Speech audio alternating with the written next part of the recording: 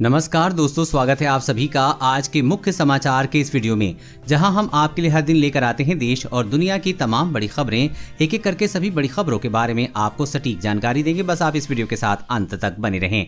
साथ ही आपसे एक छोटी सी रिक्वेस्ट है कि मुझे इस वीडियो को बनाने में बहुत मेहनत लगती है, तो इस मेहनत के लिए वीडियो पर एक लाइक जरूर कीजिएगा। साथ ही वीडियो के नीचे दिए गए लाल बटन को दबाकर चैनल को सब्सक्राइब कीजिए और इस घंटी को भी दबाइए ताकि आपको दिन भर की बड़ी खबरों की जानकारी लगातार मिलती रहे। तो चलिए दोस्तों, एक एक करके सभी बड़ी खबरों के बारे में जान लेते हैं। तो दोस्तों, आज की पहली बड़ी खबर की अपडेट की बात करें, अगले हफ्ते से शुरू हो सकता है 2 से 6 साल के बच्चों पर कोवैक्सीन का सेकंड ट्रायल। जी हां, कोरोना की दूसरी लहर कमजोर पड़ रही है, लेकिन तीसरी लहर का खतरा अभी बना हुआ है, जिसके लिए सरकार पहले से तैयारी रहना चाहती है। इन तैयारियों के बच्चों के लिए कोरोना वैक्सीन उपलब्ध कराना भी शामिल है। बच्चों के लिए वैक्सीन आने की उम्मीद में हम आगे बढ़ रहे हैं। अगले हफ्ते 2 से 6 साल की उम्र के बच्चों के लिए भारत बायोटेक की कोवैक्सीन का दूसरा ट्रायल शुरू होगा। सूत्रों के मुताबिक 2 से 6 साल की उम्र के बच्चों को वैक्सीनेशन की पहली डोज दी जा चुकी है और अब दूसरी डोज के परीक्षण की तैयारी है। इससे पहले 6 से 12 साल की उम्र के बच्चों का ट्रायल भी हो चुका है। एम्स ने कहा है कि जल्द वैक्सीन का परीक्षण खत्म हो जाएगा और फिर बच्चों के लिए वैक्सीन उपलब्ध हो जाएगी। और अगली बड़ी खबर की बात करें तो कबाड़ नीति के तहत सड़कों से हटाए जाएंगे 15 साल पुराने कमर्शियल और 20 साल पुराने निजी वाहन। जी हां, केंद्र सरकार 15 साल पुराने कमर्शियल और 20 साल पुराने निजी वाहनों को कबाड़ नीति के तहत सड़कों से हटाने की तैयारी कर रही है। इसके तहत सरकार ने पंजीकृत वाहन स्क्रैपिंग सुविधा केंद्रों की स्थापना, पुराने वाहनों को कबाड़ घोषित करने, विघटन प्रक्रिया, पुनर्चक्रण आदि को लेकर दिशा निर्देश जारी कर दिए हैं। इससे उक्त केंद्रों एवं राज्य सरकारों की शक्तियों एवं दायित्वों का उल्लेख है।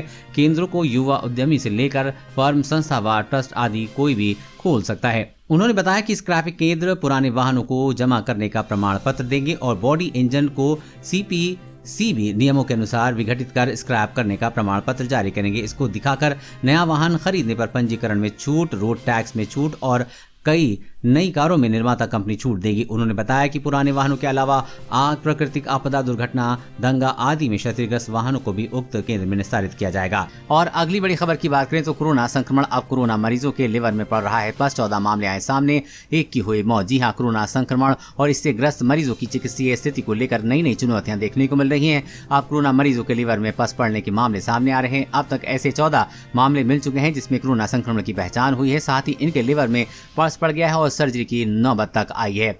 नई दिल्ली स्थित सर गंगाराम अस्पताल ने इस सभी मामलों की पुष्टि की है। इससे पहले देश में कोरोना संक्रमित मरीजों में फंगस के मामले भी सबसे पहले इसी अस्पताल में सामने आए थे। अस्पताल में ऐसे 14 मामले सामने आए थे जिनमें से 1 मरीज की मौत हो चुकी है।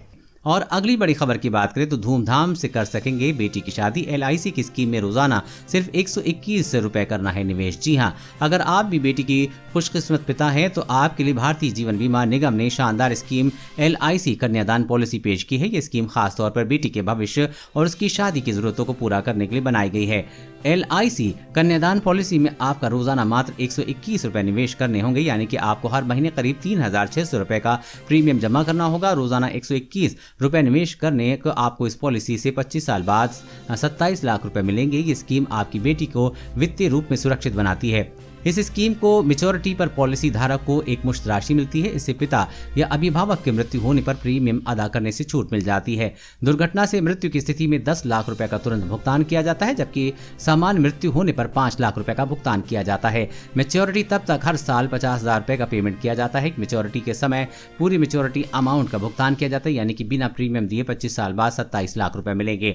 और अगली बड़ी खबर की बात करें तो 1000 साल बाद चीन में बाढ़ ने मचाई तबाही। लोगों ने कहा दुनिया में फैलाया कोरोना उसी की है सजा। जी हां, दुनिया भर में कोरोना फैलाने का जिम्मेदार ज्यादातर लोग चीन को मानते हैं। हालांकि चीन ने कभी भी इसकी जिम्मेदारी नहीं ली है, लेकिन कहते हैं ना कि ऊपर वाला सब देखता है। चीन की हरकतों से परेशान होकर भले ही दुनिया के बाकी देश कुछ न कुछ कर पाए हों, लेकिन इस देश को उसके कुकर्मों की सजा भगवान दे रहा है। बताया जा रहा है कि चीन में बीते 1000 सालों में इस बार मूसलाधार बारिश हो रही। इतने सालों में चीन के कभी ऐसी बारिश देखने को नहीं मिली है। इस बारिश की वजह से निचले हिस्से पानी में डूब गए हैं।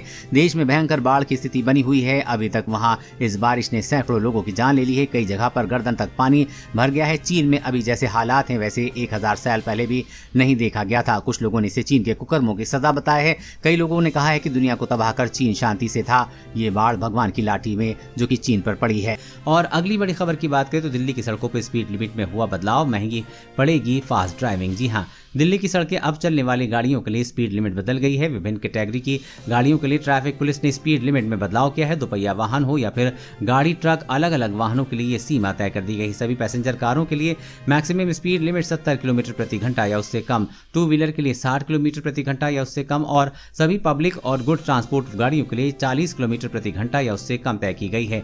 दिल्ली की सड़क पर गाड़ी चलाना अब आसान नहीं रहेगा, क्योंकि अब आपको सड़क के साथ साथ कार की स्पीडोमीटर पर भी नजर रखनी होगी। केंद्र सरकार ने दिल्ली में गाड़ियों की स्पीड लिमिट तय कर दी है। इस स्पीड लिमिट का उल्लंघन करने पर आपको भारी जुर्माना देना पड़ सकता है। और अगली बड़ी खबर की बात करें तो केरल, आंध्र प्रदेश, महाराष्ट्र, उत्तराखंड और पूर्वोत्तर राज्यों समेत 13 राज्यों में बढ़े कोरोना के केस। भारत में तीसरी लहर की आहट।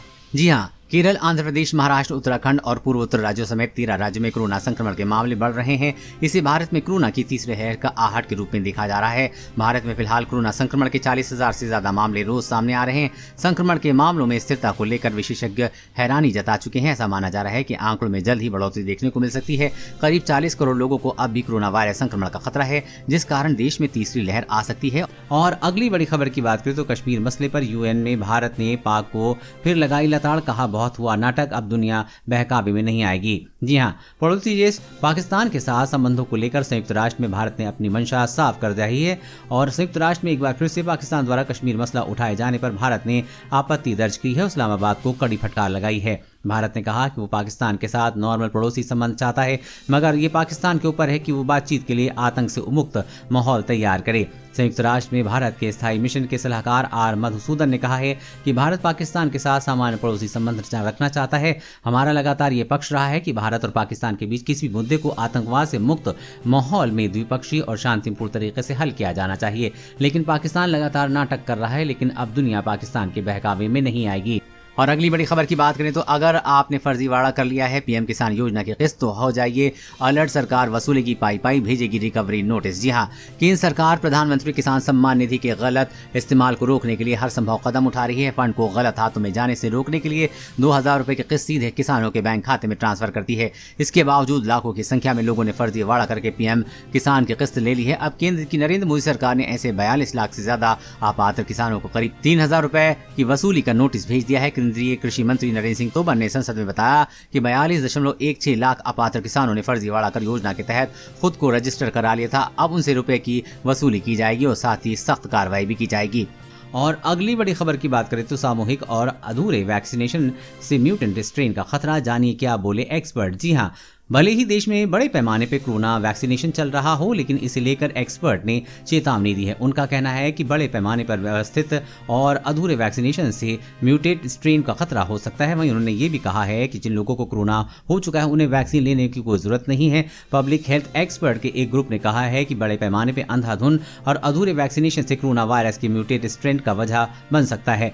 ग्रुप ने अपनी रिपोर्ट में कहा है कि बड़े पैमाने पर लोगों के वैक्सीनेशन की जगह सिर्फ उन लोगों का वैक्सीनेशन किया जाना चाहिए जो सेंसिटिव और रिस्क कैटेगरी में शामिल हैं। वहीं इससे भी कहा गया है कि जो लोग कोरोना वायरस संक्रमण की चपेट में आ चुके हैं उनके टीकाकरण की फिलहाल कोई जरूरत नहीं है। और अगली बड़ी खबर की बात करें तो इस सरकारी योजना से महिलाओं को मिलेगा रोजगार, हर महीने 4,000 कमाने का मौका, जानिए कैसे ले लाभ। जी हाँ, महिलाओं को स्वरोजगार के लिए प्रेरित करने और उन्हें आत्मनिर्भर बनाने के मकसद से यूपी सरकार बीसी यानी कि बैंकिंग सखी योजना चला रही है। इससे महिलाएं बैंक एजेंट बनकर कमाई कर सकती हैं।